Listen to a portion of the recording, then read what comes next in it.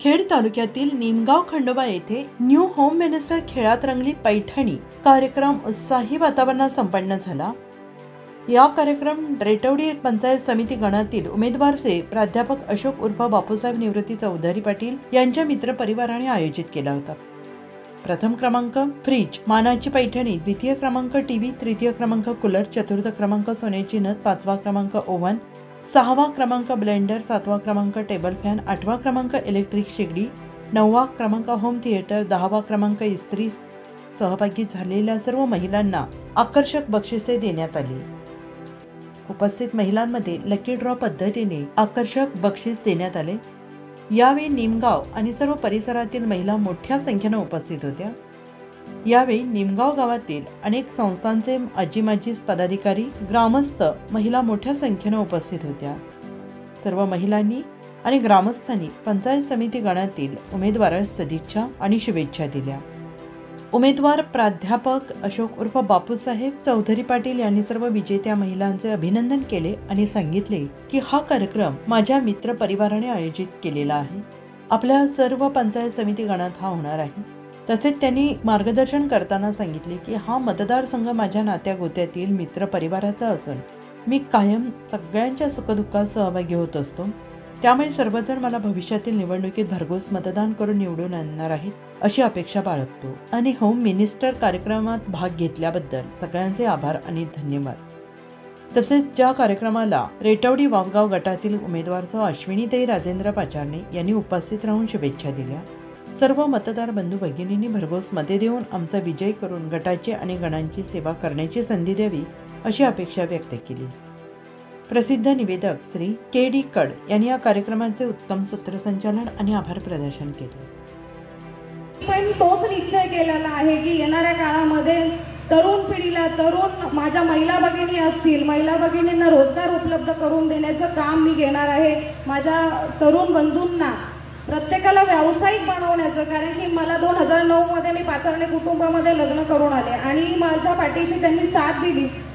पतीची साथ असल्यामुळे मला रोजगार तू स्वतः उपलब्ध करून दे महिला भगिनींना, आणि मला त्यांनी कंपनीची चावी हाय अशी हातामध्ये दिली आणि आम्ही प्रगतीपथावरती आज अनेक लोकांना रोजगार उपलब्ध करून दिला। येणाऱ्या काळामध्ये मला वापगाव रेटवडी गटामध्येही सगळ्यांना व्यावसायिक बनवण्याचा निश्चय केलेला आहे आणि माझ्या वापगाव रेटवडी गटातील जेवढ्या समस्या असतील त्या सोडवण्याचा मी प्रयत्न करणार आहे। प्रयत्न नाही, कामच करून दाखवणार आहे। आणि येणाऱ्या काळात निश्चित आपण बघाल, जसं बँकेलाही तुम्ही राजभवनाला सहकारी बँकेला मला आपण सर्वांनी संचालक पदापासून तर उपाध्यक्ष पदापर्यंत सगळ्यांनी साथ दिली आणि मी कामही करून दाखवलं। म्हणून येणाऱ्या काळात लगेच मला त्यांनी उपाध्यक्षाची पदाची संधी दिली की ताई तुमचं काम चांगलं आहे, पुढे काळावर तुम्ही काहीतरी चांगलं करू शकता। एवढा मला बँकेच्या सगळ्या संचालकांनी माझ्यावरती विश्वास दाखवला।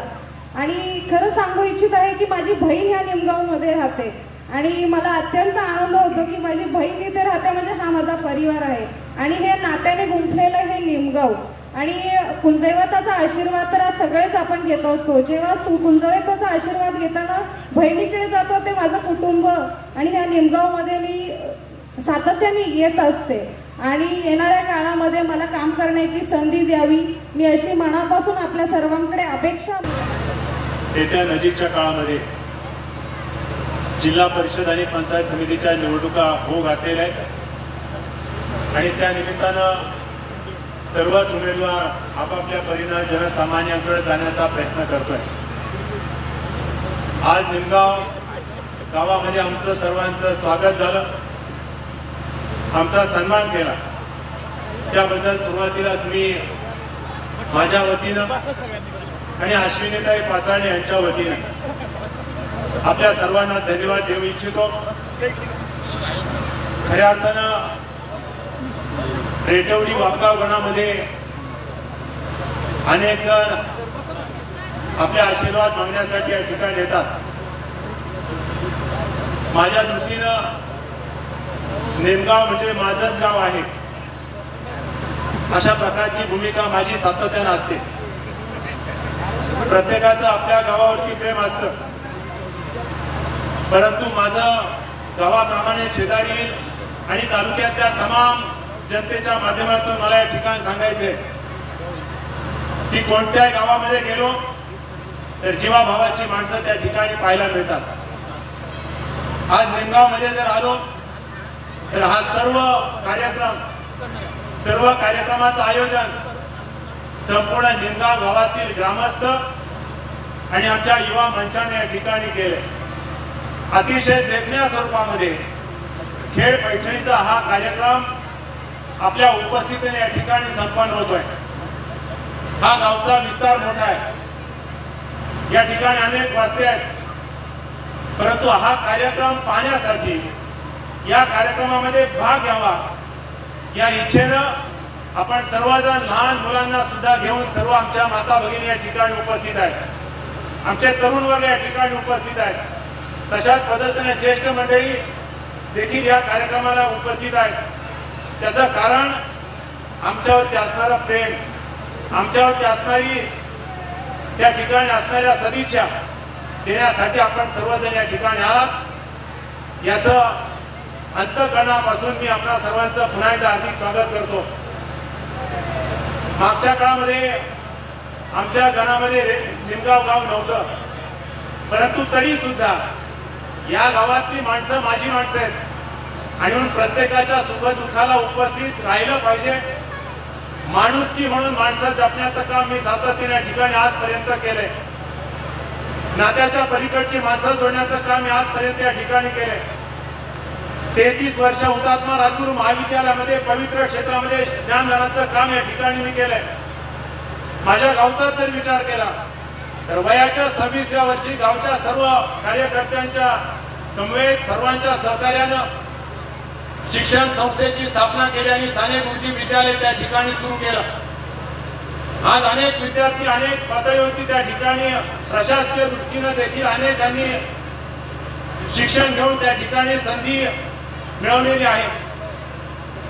याच पद्धतीनं मी आज आमच्या खरपुडीच्या सोसायटीच्या माध्यमातून सहकारी सोसायटीमध्ये संचालक या नात्यानं काम करतोय. परंतु कोणत्याही क्षेत्रामध्ये कोणत्याही संस्थेमध्ये काम करत असताना प्रामाणिकपणाने निस्वार्थ हा माझ्या कार्याचा स्थायी भाव आहे. माझ्या सोसायटीमध्ये मी आमचे संचालक मंडळी इथं उपस्थित आहेत. आमचे माजी सरपंच अशोकराव काशीद आहेत, चेअरमन बाळासाहेब काशीद आहेत. सोसायटीच्या 1 पैशाचा सुद्धा चहा आणि पाणी मी न घेणारा एक संचालक म्हणून मी त्या ठिकाणी काम करतो. शेतकऱ्यांच्या पैशाचा उपयोग हा शेतकऱ्यांसाठी झाला पाहिजे. व्याजावरती सोसायटीचं काम चालतं, 1 पैशाला धक्का लावला नाही पाहिजे. आणि म्हणून लोकांचा विश्वास, लोकांनी आमच्यावरती जो विश्वास टाकला त्या विश्वासाला कसं पात्र राहील हा प्रामाणिक हेतू मी माझ्या कार्यामध्ये त्या ठिकाणी करतो.